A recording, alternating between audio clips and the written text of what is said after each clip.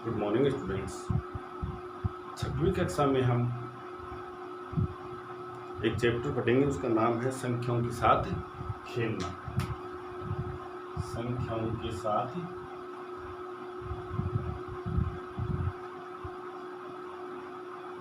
खेलना। सबसे पहले इसमें हमें कुछ संख्याएं याद रखनी है, जैसे पूर्ण संख्या।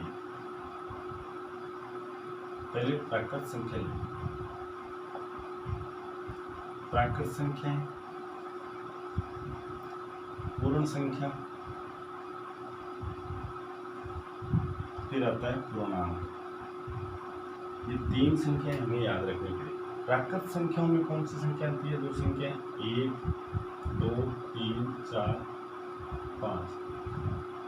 पूर्ण संख्याएं, पूर्ण संख्याओं में 0 1 2 3 4 अनंत। यानी प्राकृत संख्याओं के अंदर हम लोग यदि 0 को शामिल कर लेते हैं तो वो पूर्ण संख्या बन जाएगी। पूर्णांक में क्या होता है? 0 1 2 3 अनंत।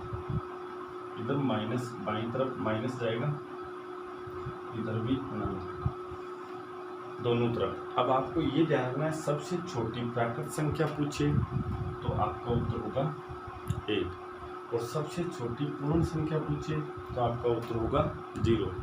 यहाँ पे आपको ध्यान रखना है, सबसे छोटा यदि पूर्णांक पूछे तो अनंत, और सबसे बड़ा इधर दाईं तरफ होता है तो भी अनंत होगा।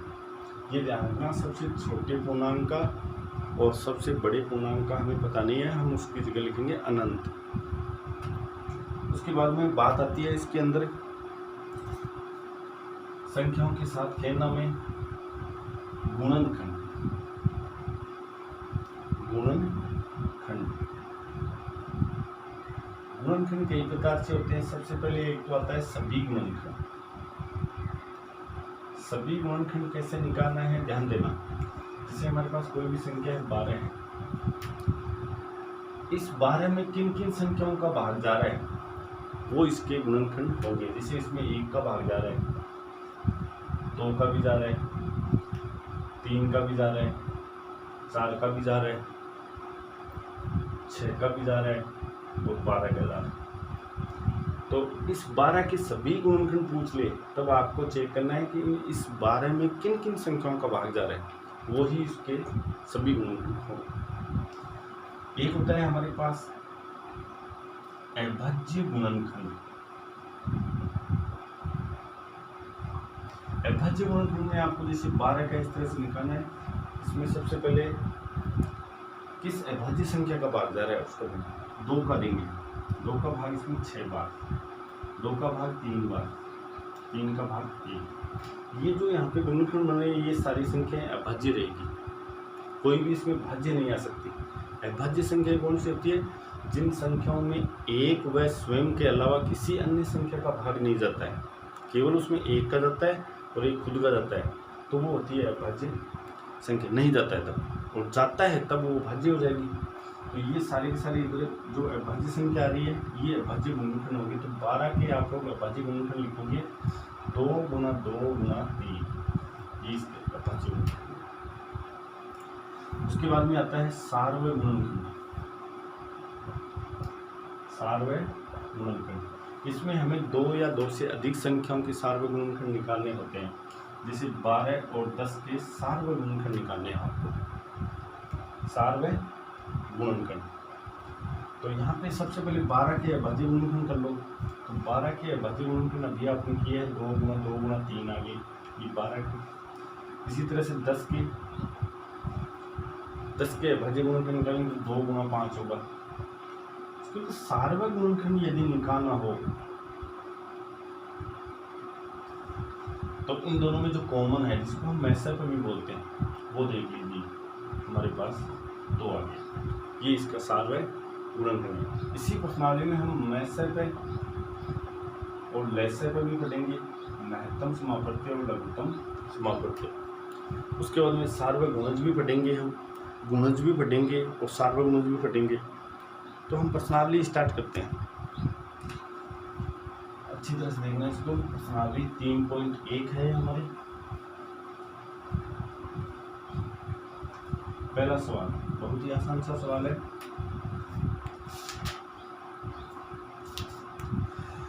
निम्नलिखित संख्याओं की सभी गुणनखंड लिखिए। सभी गुणनखंड पूछे। तो पहला सवाल है इसमें 3.1 प्रश्नावली का, निम्नलिखित संख्याओं के सभी गुणनखंड लिखो। जैसे इसमें ए दे रखा है 24 24, तो 24 के सभी गुणनखंड, सभी गुणनखंड। इस 24 में किन किन संख्याओं का भाग जा रहा है, तो एक तो आएगा ही आएगा। एक सभी संख्याओं का गुणनखंड होगा, एक आएगा। 2 का भाग भी इसमें जाएगा, 3 का भी जा रहा है, 4 का भी जा रहा है, 5 का नहीं हो जाएगा तो 5 नहीं होगा, 6 का जा रहा है, 6 के बाद में 7 8 9 10 11 का नहीं जाएगा, तो ये संख्या इसके गुणनखंड नहीं होंगे। 12 का जा रहा है और फिर 24, तो 24 के सभी गुणनखंड आपसे पूछे तो इस तरह से पता लगाना है इन संख्याओं का भाग इसमें जा रहा है। उसके बाद एक और देखो, जैसे यहाँ पे हम लेते हैं इसके अंदर 23 एच है हमारा 1, तो यहाँ पे लिखो 23 के सभी गुणनखंड, सभी गुणनखंड। 23 में किसका भाग जाता है? 23 एक अभाज्य संख्या है, तो अभाज्य संख्या का रूल होता है, नियम होता है कि उसमें केवल एक का ही भाग जाता है और एक खुद का ही जाता है। तो इसका सभी गुणनखंड होगा वो एक और खुद एक 23 हो जाएगा, बस कितना होगा, ये अभाज्य संख्या है। इस तरह से आपको ये पहला सवाल कंप्लीट करना है। उसके बाद में दूसरा हमारे पास है गुणज आ गया, तो अब गुणज का देखिए।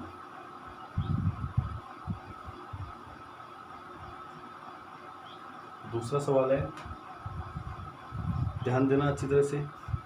निम्न संख्याओं के प्रथम 5 गुणज पूछे। प्रथम 5 गुणज पूछे हैं, 5 भी पूछ सकता है या 5 से अधिक या कम, कितने भी पूछ सकते हैं। जितने पूछे उतने आप लोगों को जवाब देने हैं।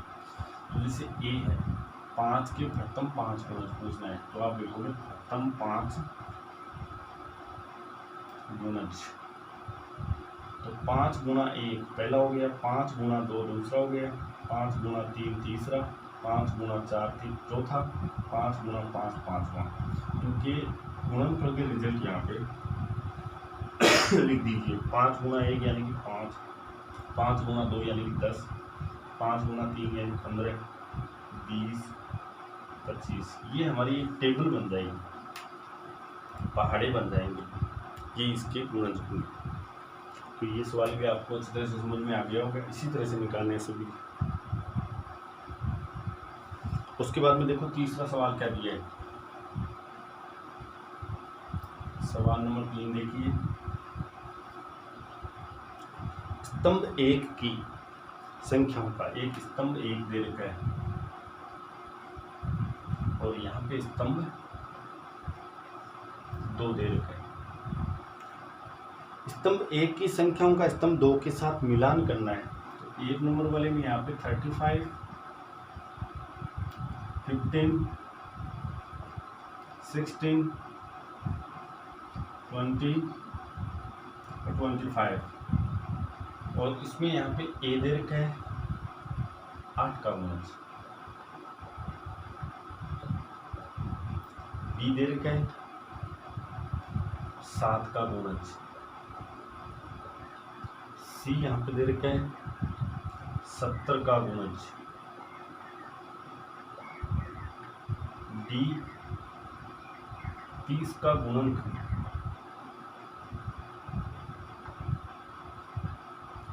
ई 50 का गुणनखंड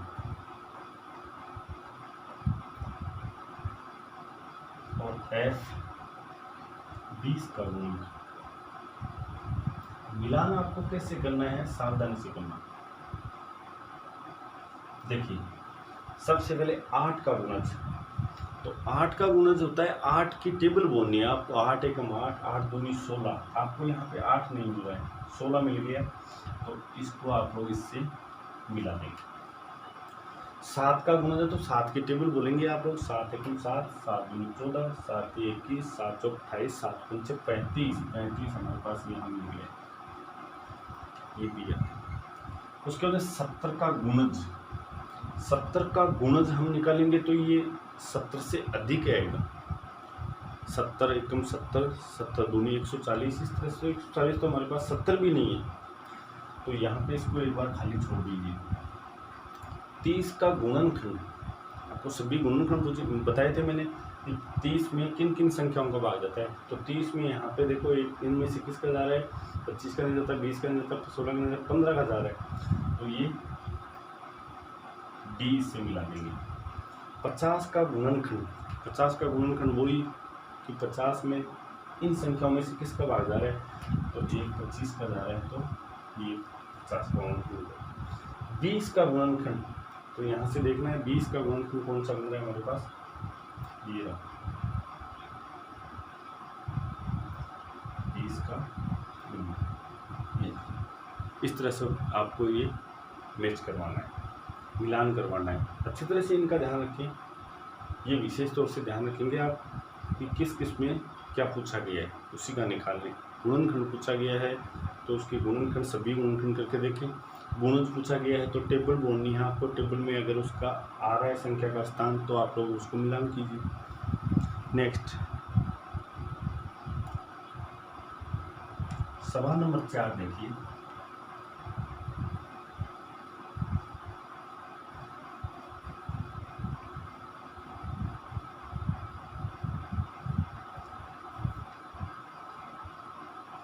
चार नंबर का सवाल, 9 के सभी गुणनखंड ज्ञात कीजिए जो 100 से कम हो।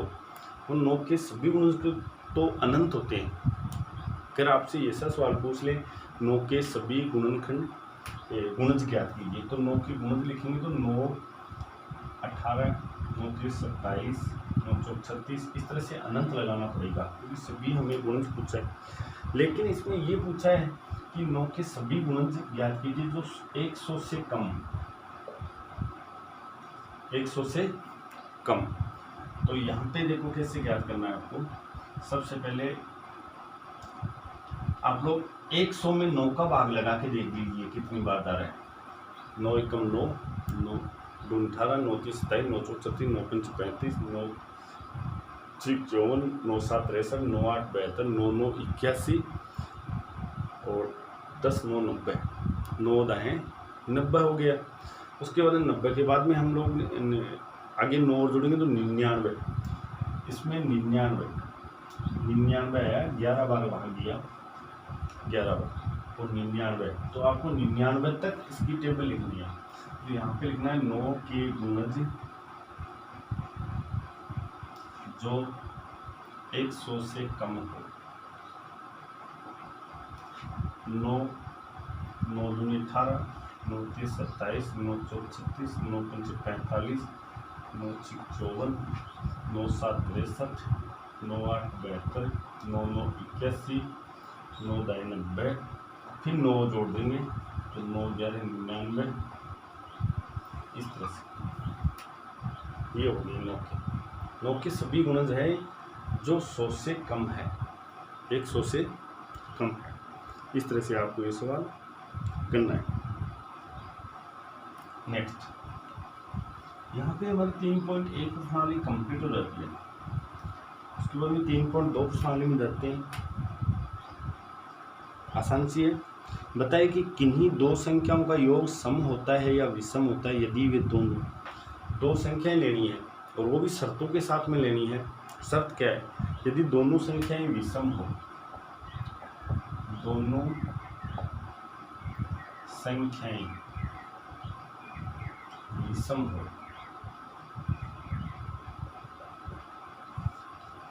दो विषम संख्याओं का योग क्या आता है, सम आता है या विषम, इसका हम पता लगाएंगे। तो यहाँ पे कुछ उदाहरण लेते हैं हल। जैसे एक नंबर लेते हैं, कोई भी दो विषम संख्या है, दोनों विषम संख्या ले लें, कोई भी दो विषम संख्या ले लो। दूसरी हमने ले लिया 11 + 17, कोई भी दो, इनका योग करके देखते हैं। 5 और 3 8 हो गया, 17 और 11 28 हो गया। तो दो विषम संख्याओं का योग क्या आ गया हमारे पास, सम। तो आप लोग यहाँ पे लिखोगे नीचे, इसलिए दो विषम संख्याओं का योग सदैव सम संख्या होता है। ये आपको लिख देना है। कोई सी भी दो, आप लोग कोई अन्य भी उदाहरण ले सकते हैं, जरूरी नहीं ये ही ले। उसके बाद में दूसरा बी है हमारे पास, दोनों संख्याएं सम हो।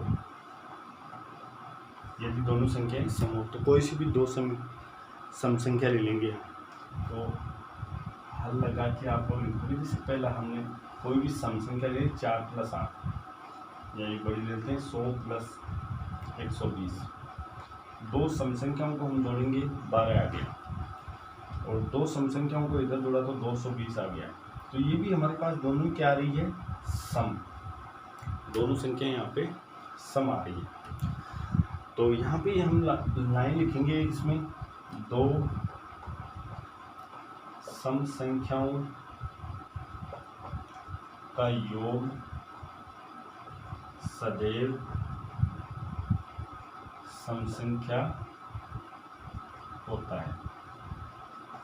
अब यहाँ पे एक सवाल बन गया अपने लिए कि दो चाहे विषम संख्याओं को प्लस कर लो या दो सम संख्याओं को प्लस कर लो, दोनों का रिजल्ट हमारे पास सम ही आएगा।